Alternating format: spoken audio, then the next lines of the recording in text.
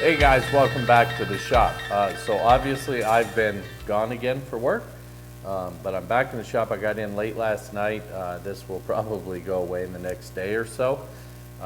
But once again, I was gone most of this quarter, and you guys just hit me with some killer questions and some good observations, and we have a lot to go through. I'm also trying some different lighting on this particular one to see if that helps a little bit. I've always never been happy with my lighting in the shop, so I've added some additional lighting for these videos, and hopefully that helps brighten things up just a little bit. So we're going to start off with the viewer questions. Like I said, you guys had quite a few this time, and I'm going to just take them one by one and we'll zip through them. I got asked when the lathe is coming, and it's coming soon. I just haven't ordered it yet, partly because I'm going out for work again in about 10 days, and that's one of those things I kind of need to be here when it gets here. It's a big, bulky item that's got to come in on a lift gate and all that stuff, and that's not fair to my wife to ask her to deal with that stuff when I'm not here. So it will be in this year. I'm just not 100% sure when. My work schedule will drive that a little bit.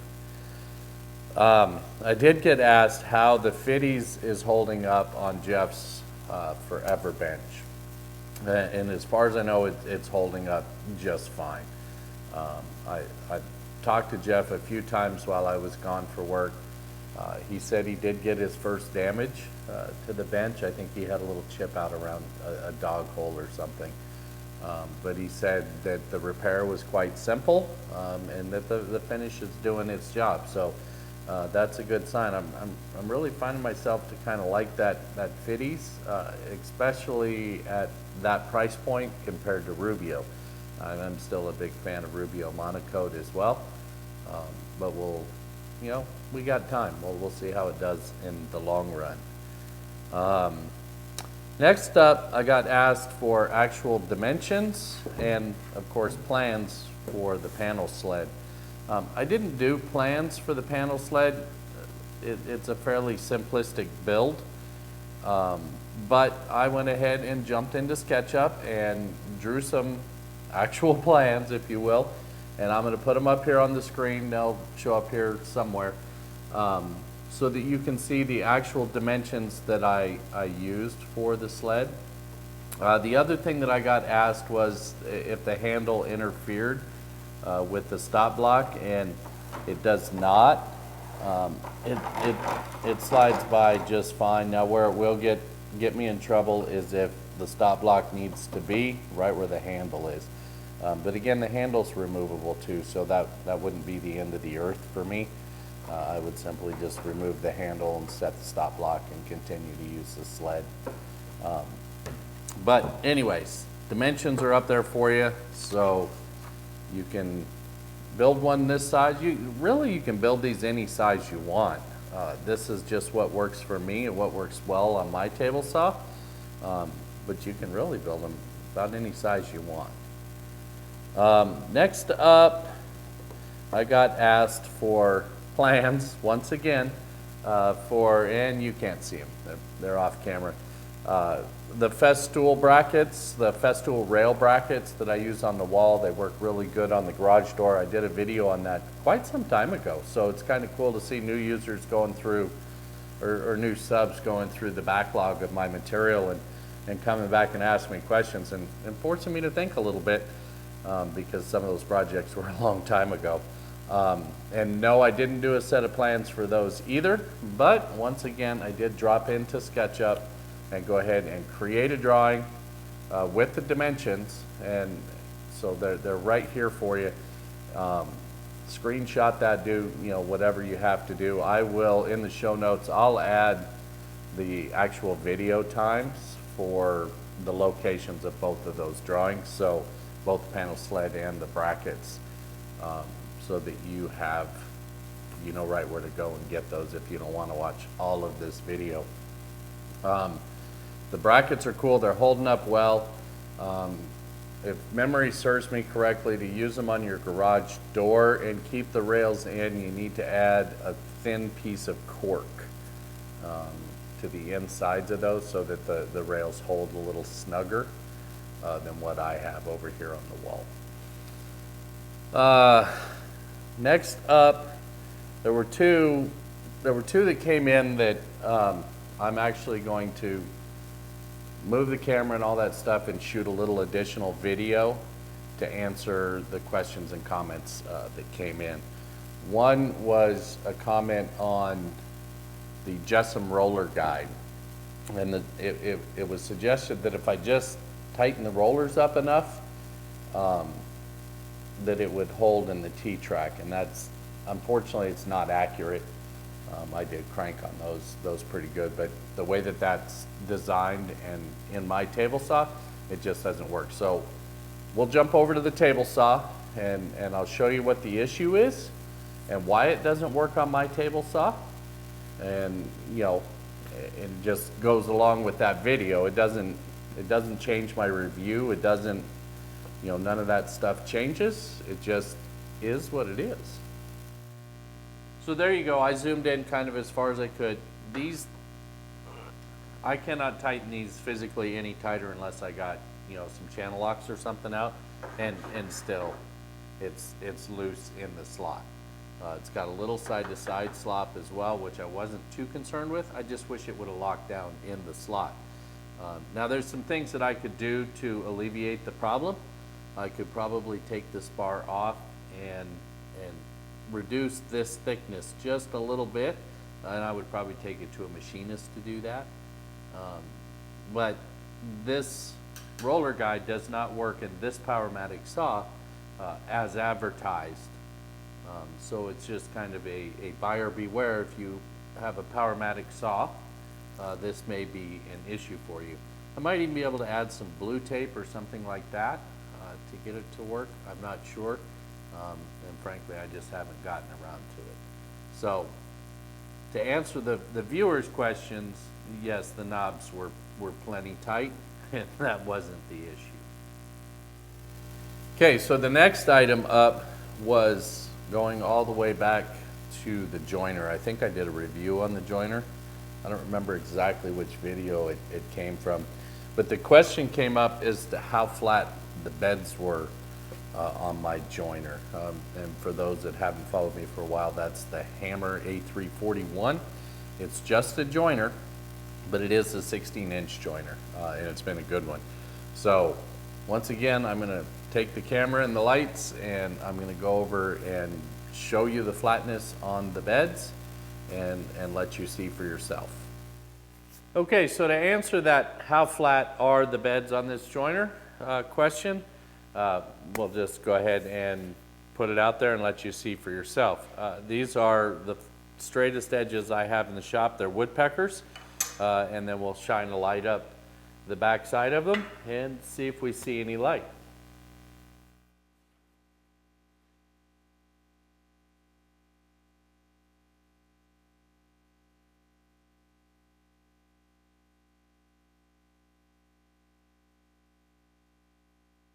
Get the camera.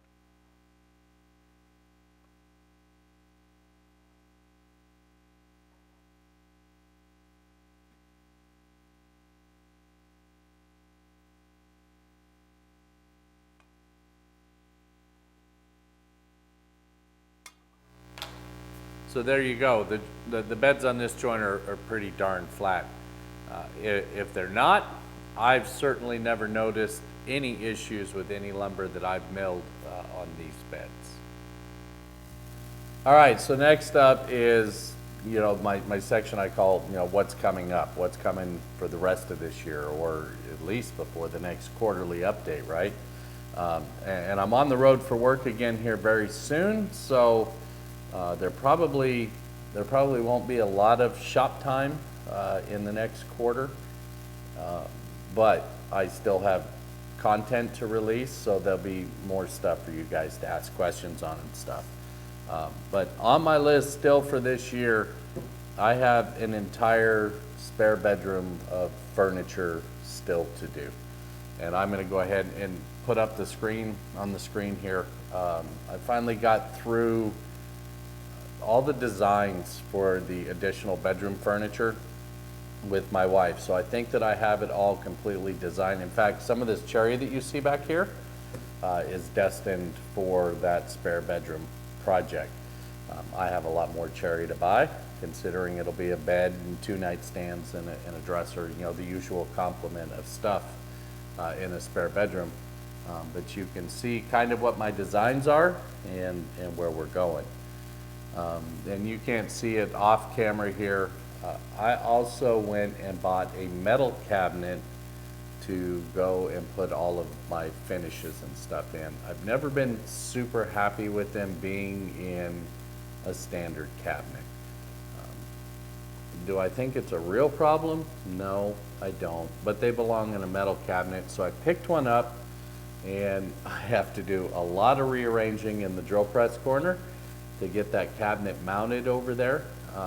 But I'll probably make a video out of that just because it's a nice shop upgrade. The cabinet was not terribly expensive. The cabinet is not a fireproof cabinet. The price tags on those are just, man, they're simply cost prohibitive. So I didn't go that route, but I am going to get the finishes out and into a metal cabinet. And I will, like I said, I'll take you along for that journey as well and video all of that. I am also considering a tool tray for my Rubo back there.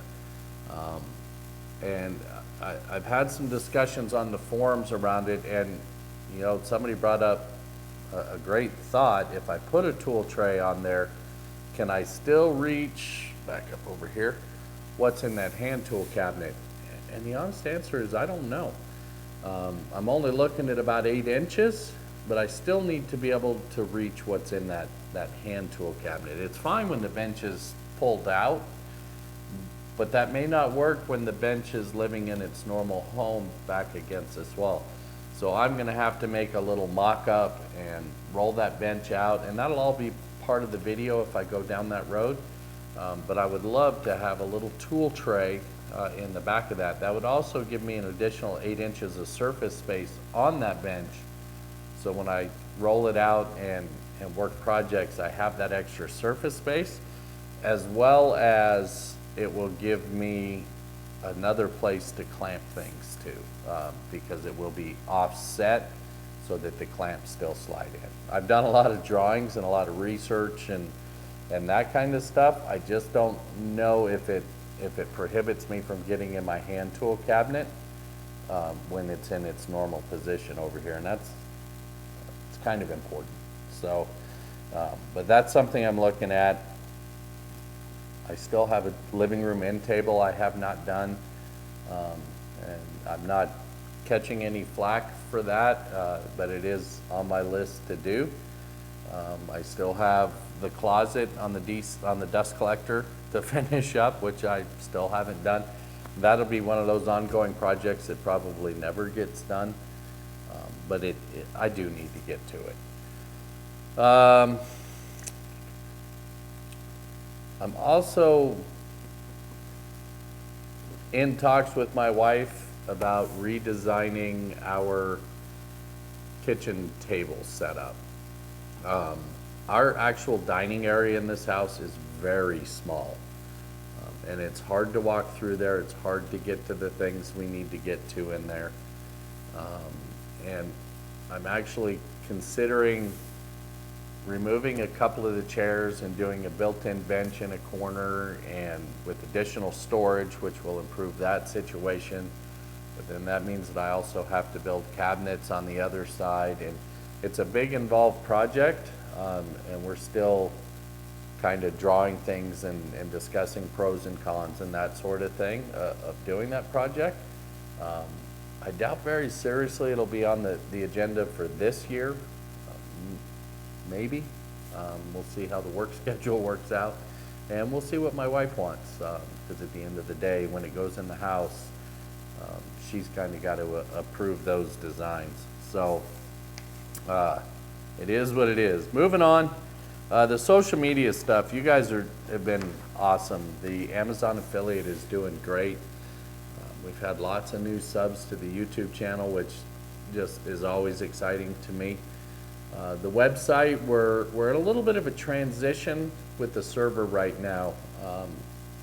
My son, who does all my server work, wanted to rewrite a bunch of stuff because we had a little bit of a failure here not too long ago, and the backup didn't kick in the way it was supposed to. So he's doing some things behind the scenes to get all that corrected and fixed. And hopefully it's so seamless that you guys never even notice it. But yeah, that stuff is going on. As far as the plans go, even though I threw a couple of drawings up in this video, I'm still not going to put those up on the website as plans. They'll be specific to this video, unless there's a big demand for it. If there's a big demand for it, I can throw those drawings in the plan section, and it's not really a big deal. And the forum site, obviously I can't forget the forum site. Those guys have been so phenomenally awesome. They offered good constructive criticism on the spare bedroom design stuff that I've done, and affected some of my decisions. So that's always cool. And you know, did I take all their suggestions? No. But I looked at each one individually and gave it some consideration and thought, and some things I did change. Some of the things that they spotted were spot on, and I'm glad that we caught them now in the design phase rather than at the end when I've got actual pieces of wood cut and sitting in front of me. These boxes that you see down here is actually all of the hardware for that spare bedroom. So the hardware and all that stuff is here, it's on site, it's ready to go. I literally just have to get to work. So anyways, guys, apologies for this one being a little bit longer, but there was a lot of stuff to go through. I hope you got something out of it. I hope you continue to subscribe and enjoy the content, and hopefully we'll be building some stuff here pretty soon. So until next time, guys, take care.